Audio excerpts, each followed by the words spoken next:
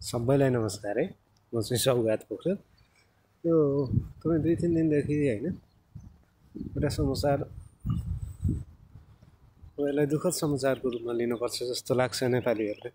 भारत र पाकिस्तानको युद्धमा होइन, यताबाट बम हानिरहेको, उताबाट बम हानिरहेको, उताबाट विमान खसालिदिएको, यताबाट विमान गरेको, अनि त्यसमा नेपालीहरू कोही भारतको पक्षमा लागेको, कोही पाकिस्तानको पक्षमा लागेको होइन।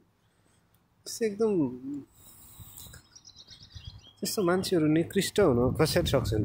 जस्तै भारत र पाकिस्तान लडाइँ हुँदै गर्दाखेरि त्यहाँ हिन्दू र मुस्लिमको मात्रै लडाइँ हो त? पाकिस्तानमा पनि कति धेरै हिन्दू छन् होइन, तिनीहरूको अवस्था के हुन्छ? भारतमा कति धेरै मुस्लिमहरू छन्, तिनीहरूको नि अवस्था के हुन्छ होइन?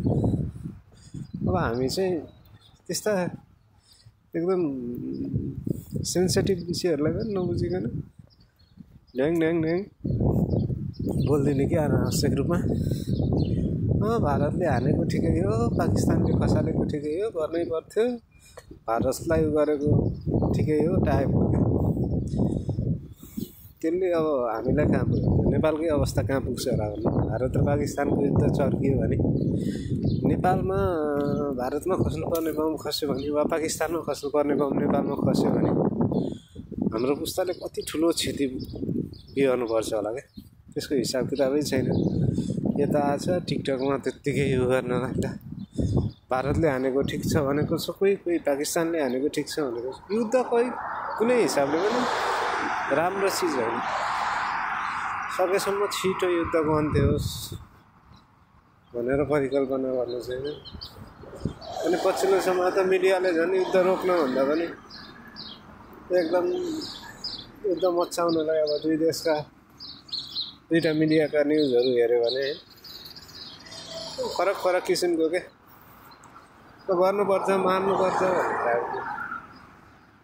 त्यो दुईटा देशका नागरिकहरूको त त्यो हुनु स्वाभाविक नै हो होइन। दुईटा देशको युद्ध हुँदैछ अनि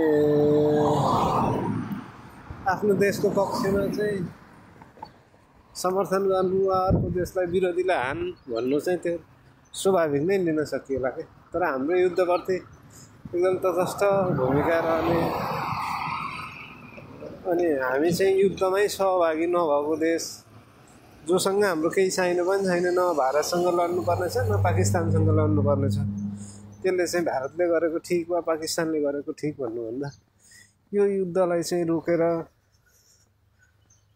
कसरी रोक्न सकिन्छ भनेर चाहिँ लाग्यो भने चाहिँ देशलाई पनि ठिक हुन्थ्यो होला। तर नेताहरू त्यो अवस्थामा छैनन्। नेताहरू आफै पुँजी कसरी जोगाउने भन्ने अवस्थामा छन्। तपाईँहरूलाई चाहिँ के लाग्छ भारत पाकिस्तानको युद्धको बारेमा? सेयर गरौँ। अब हामी त कुरा सेयर गर्ने बस्ने त रहेछ जिन्दगीमा होइन।